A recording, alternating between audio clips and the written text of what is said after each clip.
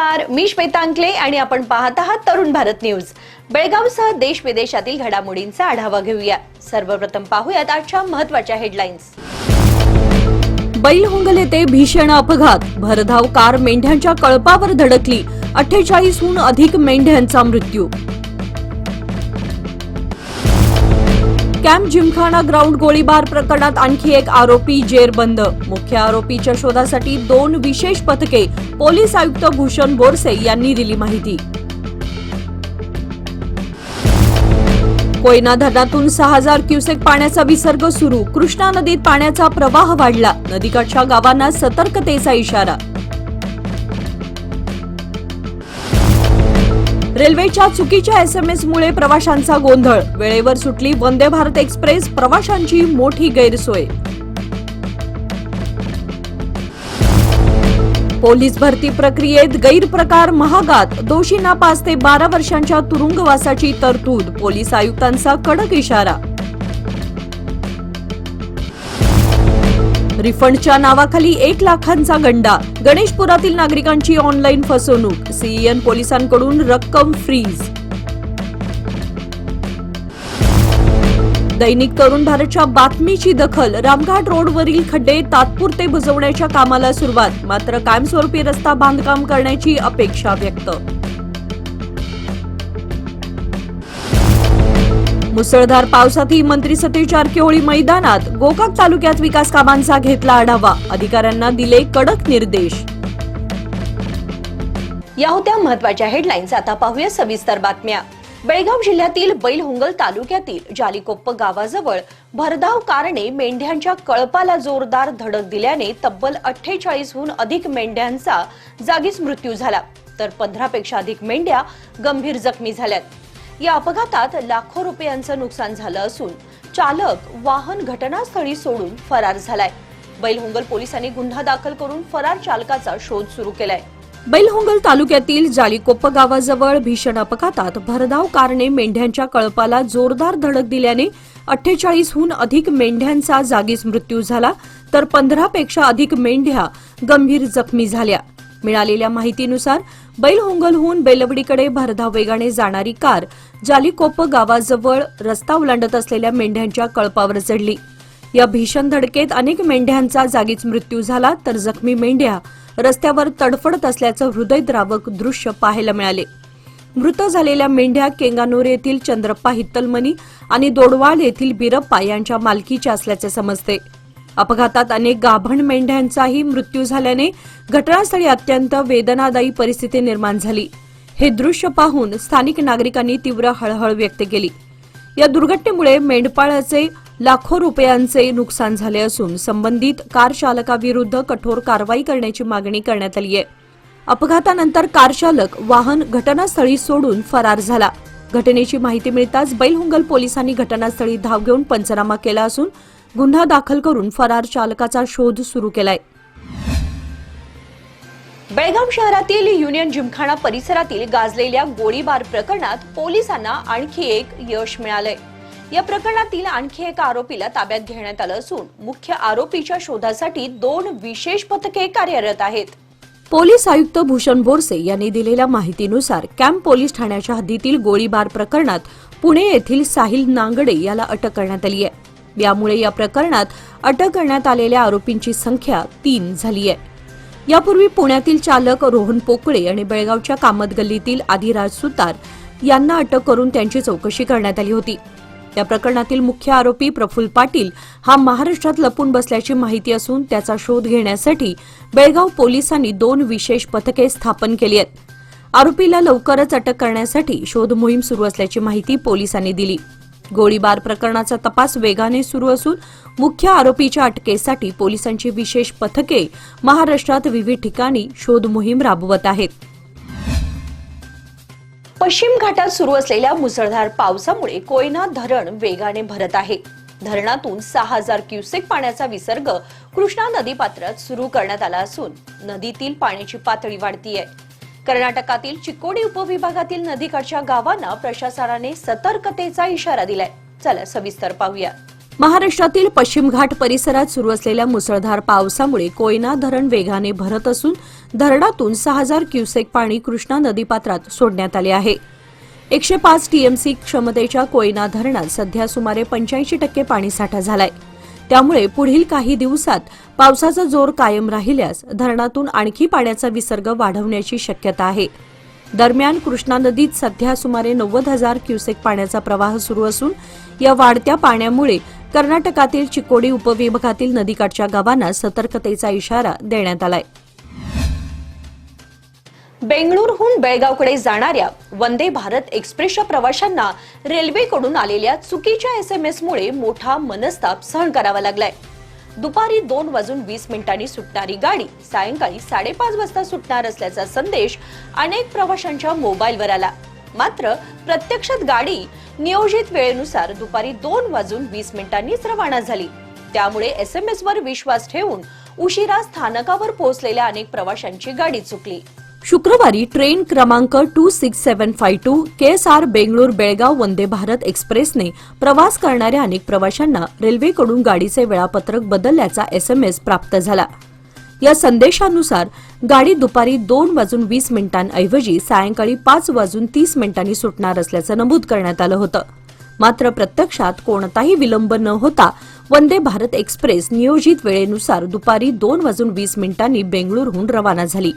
अधिकृत एसएमएसवर विश्वास ठेवून उशिरा स्थानकावर आलेल्या अनेक प्रवाशांना गाडी निघून गेल्याचं समजताच त्यांची मोठी गैरसोय झाली.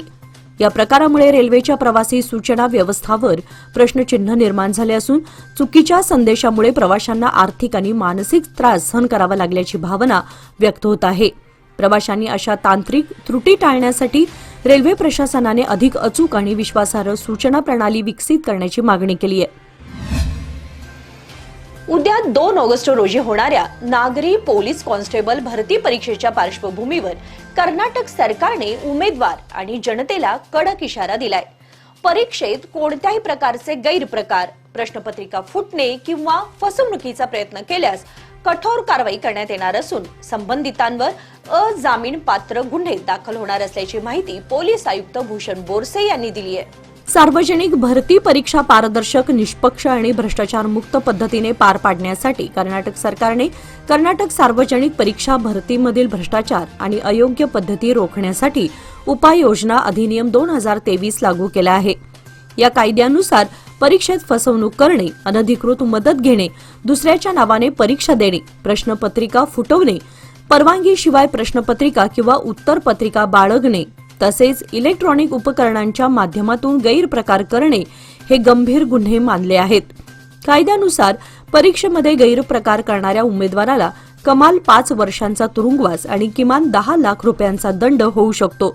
तर प्रश्नपत्रिका फुटणे, कट रचणे, मध्यस्थी करणे किंवा संघटित गैरप्रकारात सहभागी असलेल्या व्यक्तींना 8 ते 12 वर्षांच्या तुरुंगवासासह 15 लाख ते 10 कोटी रुपयांपर्यंत दंडाची तरतूद आहे.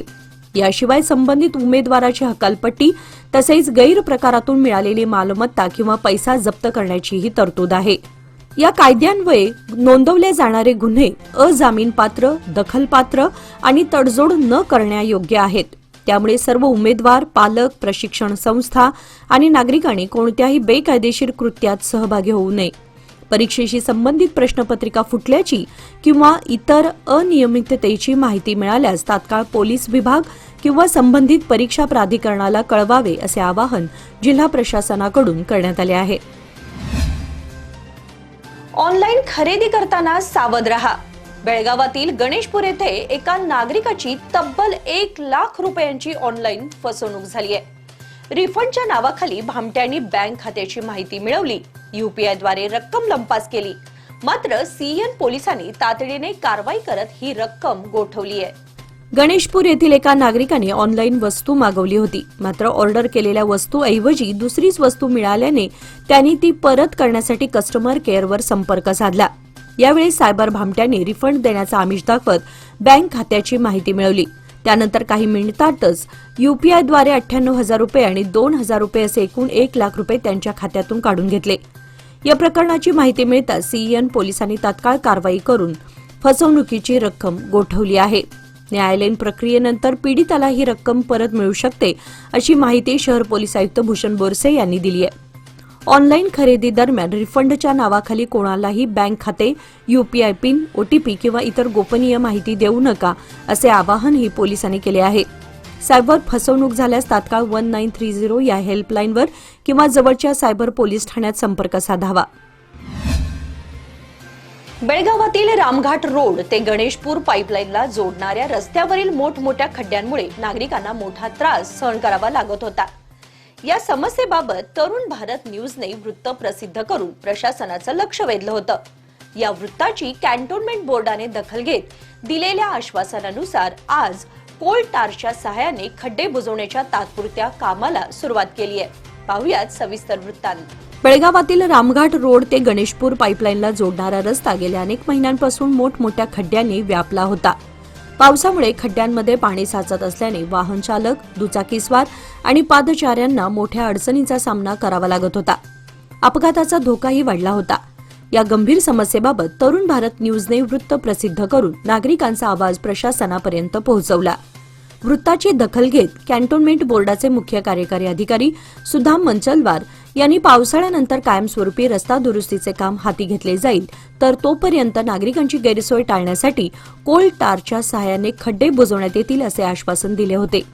दिलेल्या आश्वासनाची पूर्तता करत आज 1 ऑगस्ट रोजी प्रत्यक्षात खड्डे बुजवण्याच्या कामाला सुरुवात करण्यात आली. रस्त्यावरील धोकादायक खड्ड्यांमध्ये कोल टार टाकून तात्पुरती दुरुस्ती करण्यात येत आहे. तरुण भारत न्यूजच्या वृत्तानंतर प्रशासनाने तातडीने कारवाई केल्यामुळे स्थानिक नागरिकांनी समाधान व्यक्त केले आहे. नागरिकांचा प्रश्न प्रभावीपणे प्रशासनापर्यंत पोहोचवल्याबद्दल त्यांनी तरुण भारत न्यूजचे आभार मानले असून पावसाळा संपल्यानंतर कायमस्वरूपी आणि दर्जेदार रस्ता दुरुस्तीचे काम लवकर पूर्ण करण्याची अपेक्षा व्यक्त केली आहे. पावसाच्या प्रतिकूल परिस्थितीतही कामांची पाहणी करत अधिकाऱ्यांना आवश्यक सूचना देणाऱ्या मंत्री सतीश जारकिहोळी यांच्या या दौऱ्यामुळे कामे वेळेत आणि गुणवत्तापूर्ण पूर्ण होतील, अशी अपेक्षा व्यक्त केली जाते. सतत सुरू असलेल्या मुसळधार पावसातही सार्वजनिक बांधकाम मंत्री सतीश जारकिहोळी यांनी आपल्या कर्तव्याला प्राधान्य देत गोकाक तालुक्यातील कौजलगी जवळील घटप्रभा उजव्या मुख्य कालव्याच्या कामाची प्रत्यक्ष पाहणी केली. यावेळी त्यांनी सुरू असलेल्या कामाच्या प्रगतीचा तसेच परिसरातील परिस्थितीचा आढावा घेतला. संबंधित अधिकाऱ्यांकडून कामाबाबत सविस्तर माहिती घेऊन आवश्यक त्या सर्व प्रतिबंधात्मक उपाययोजना तातडीने राबवण्याच्या सूचना दिल्या. तसेच कामात कोणतीही हलगर्जी होऊ नये, दर्जेदार कामासह निर्धारित वेळेत प्रकल्प पूर्ण करण्यावर भर द्यावा, असेही निर्देशही मंत्र्यांनी अधिकाऱ्यांना दिले. मुसळधार पावसातही प्रत्यक्ष घटनास्थळी जाऊन पाहणी केल्यामुळे मंत्री सतीश जारकिहोळी यांच्या कार्यतत्परतेची परिसरात चर्चा होत आहे. बेळगावात अत्याधुनिक वैद्यकीय सेवांसाठी आता विश्वासाचं नाव विजया दक्षता हॉस्पिटल. 24 तास अतिदक्षता विभाग, जनरल मेडिसिन, सर्जरी, डायलिसिस, प्रसूती सेवा, बालरोग, अस्थिरोग, न्यूरोलॉजी, कॅन्सर सर्जरी आणि अनेक सुपर स्पेशालिटी सुविधा सर्व एकाच ठिकाणी.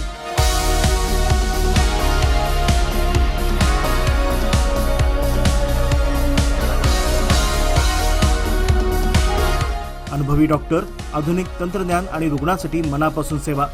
सर्व प्रमुख विमा आणि सरकारी योजना स्वीकारल्या जातात.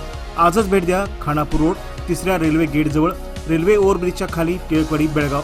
संपर्क 7353641444. विजया दक्षता हॉस्पिटल, आपल्या आरोग्याची दक्ष काळजी.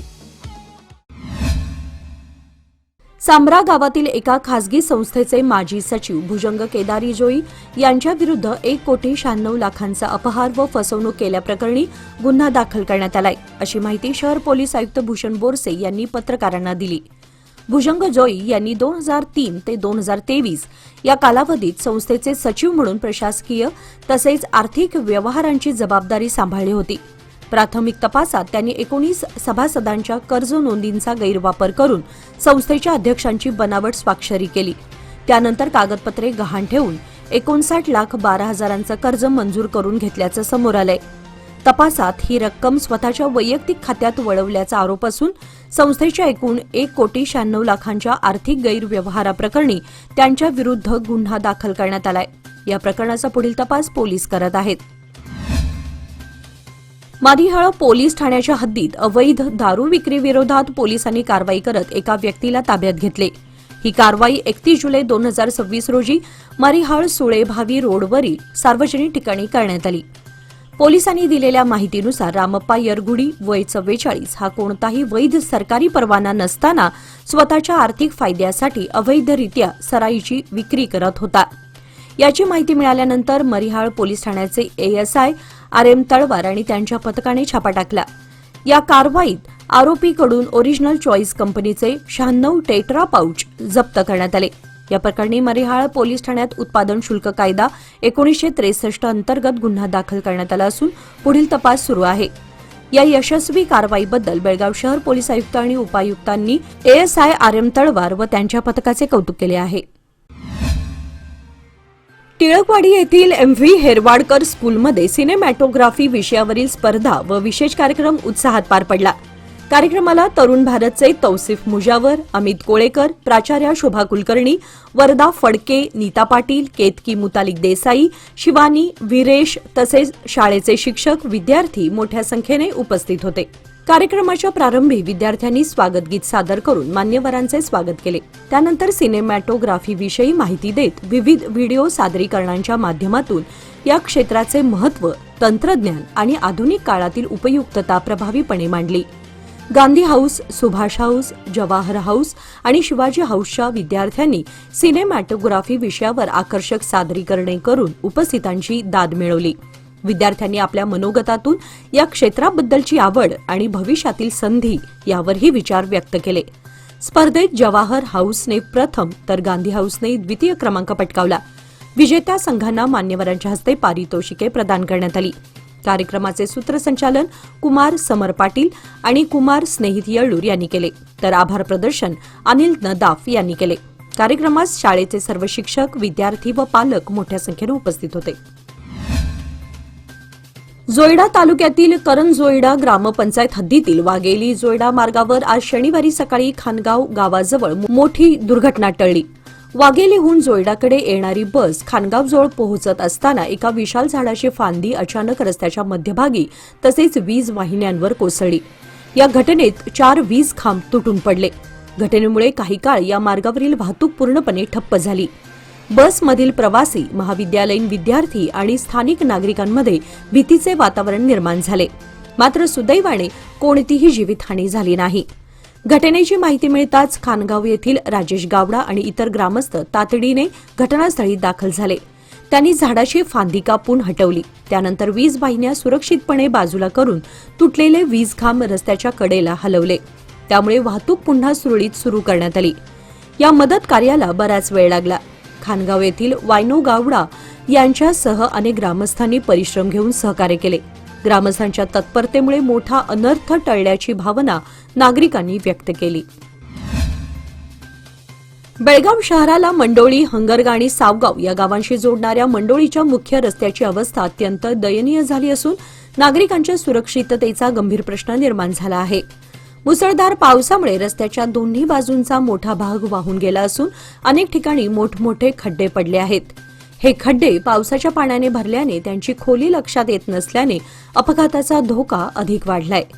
या मार्गावरून दररोज हजारो नागरिक, शेतकरी, दुचाकीस्वार, 4 चाकी वाहने तसेच शाळकरी विद्यार्थी प्रवास करतात. परिसरात 5 ते 6 नामांकित शाळा असल्याने विद्यार्थ्यांची मोठ्या प्रमाणात ये-जा असते. मात्र रस्त्याच्या कडेला असलेला भाग वाहून गेल्याने अवघा 10 फूट रस्ता शिल्लक राहिलाय. यामुळे शाळकरी विद्यार्थ्यांना पायी चालणंही धोकादायक बनलंय. समोरून बस, ट्रक किंवा अन्य अवजड वाहन आल्यास बाजूला उभं राहण्यासाठी सुरक्षित जागा उपलब्ध नसल्याने पालकांमध्ये चिंतेचे वातावरण आहे.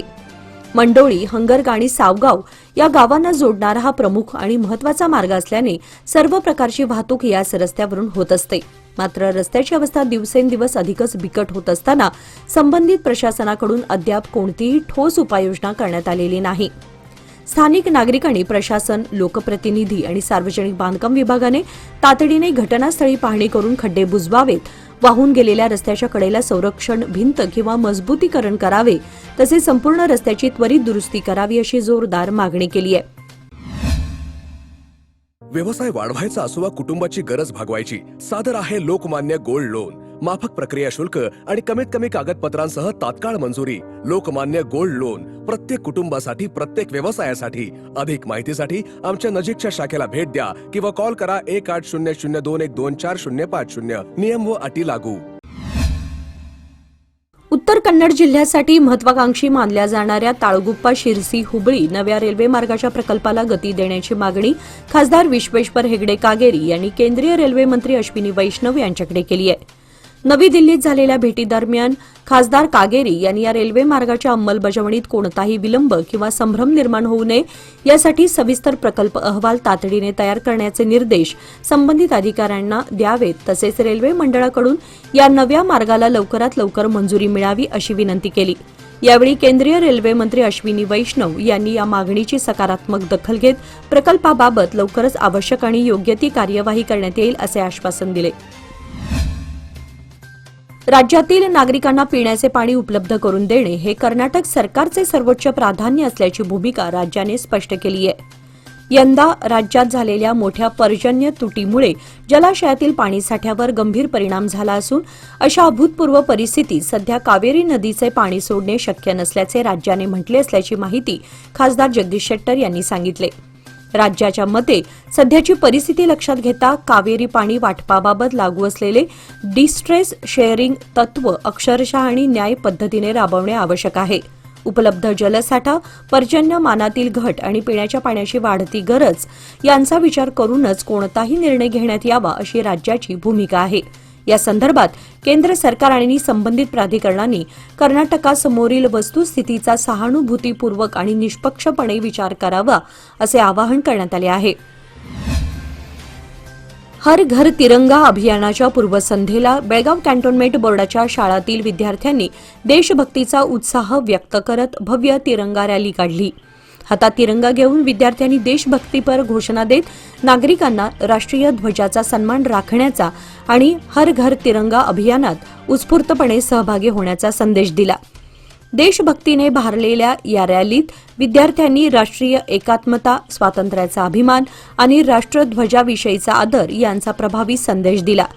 या उपक्रमामुळे परिसरात देशभक्तीचे वातावरण निर्माण झाले असून नागरिकांनीही या अभियानाला सकारात्मक प्रतिसाद दिला. एसकेई सोसायटीच्या ठळकवाडी हायस्कूलचे मुख्याध्यापक राजाराम आर कुडतुरकर हे शुक्रवार दिनांक 31 जुलै 2026 रोजी आपल्या 35 वर्षांच्या प्रदीर्घ शिक्षकी सेवेतून निवृत्त झाले. त्यांच्या निवृत्तीनिमित्त शाळेतील शिक्षक, शिक्षकेतर कर्मचारी वर्ग व विद्यार्थ्यांच्या वतीने शाळेच्या सभागृहात भावपूर्ण वातावरणात संपन्न केला. आर कुडतुरकर हे 1991 मध्ये ठळकवाडी हायस्कूलमध्ये गणित विषयाचे शिक्षक म्हणून रुजू झाले. अनेक वर्षे गणित विषय त्यांनी कुशलतेने हाताळला व आपल्या सेवाकालात त्यांनी अनेक नामवंत विद्यार्थी घडवले. अनेक वर्षे शाळेतील एनसीसी विभाग सांभाळून राष्ट्रीय पातळीवर आपले छात्र चमकवले.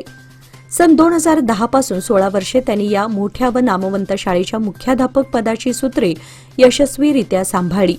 त्यांच्या कुशल व शिस्तप्रिय नेतृत्वात शाळेने अनेक क्षेत्रात चमकदार कामगिरी केली. सेवानिवृत्तीनिमित्त संपन्न झालेल्या कार्यक्रमात व्यासपीठावर हमारा देश संघटनेचे व्यंकटेश शिंदे, संदीप भिडे, शाळेचे ज्येष्ठ शिक्षक CY पाटील, सुरेश भातकांडे यांच्यासह विविध शाळेतील शिक्षक, माजी विद्यार्थी, आजी विद्यार्थी यांच्यासह विविध क्षेत्रातील अनेक मान्यवर उपस्थित होते. रेल्वेत चढताना पाय घसरून खाली पडल्याने रुळाखाली पडून एका अनोळखी प्रवाशाचा मृत्यू झालाय. शुक्रवारी सायंकाळी बेळगाव रेल्वे स्थानकावर ही घटना घडली. बेळगाव रेल्वे पोलिसांनी सुमारे 50 ते 55 वर्षीय अनोळखीचा मृतदेह ताब्यात घेतला आहे. 5 फूट 5 इंच उंची, काळसर वर्ण, अंगाने सडपातळ, उभट चेहरा, मयत प्रवासी असं त्याचं नाव आहे. त्याने फ्रेंच कट दाढी-मिशी ठेवली आहे. त्याच्या अंगावर हिरवे हाफ कलर टी शर्ट, करडी पॅन्ट परिधान केली आहे. त्याच्याजवळ चौकडा लायनिंग टॉवेलही आढळून आलाय. या प्रवाशाची ओळख पटवण्यासाठी संपर्क करण्याचं आवाहन बेळगाव रेल्वे पोलिसांनी केलंय. याचबरोबर आजच्या बातमीपत्रामध्ये वेळ झाली आता इथेच थांबण्याची. ताज्या बातम्या आणि महत्त्वाच्या घडामोडींसाठी पाहत रहा तरुण भारत न्यूज चॅनल. तसेच आमच्या चॅनलला लाईक, शेअर आणि सबस्क्राईब नक्की करा आणि विश्वासार्ह बातम्यांसाठी दररोज वाचा दैनिक तरुण भारत. धन्यवाद.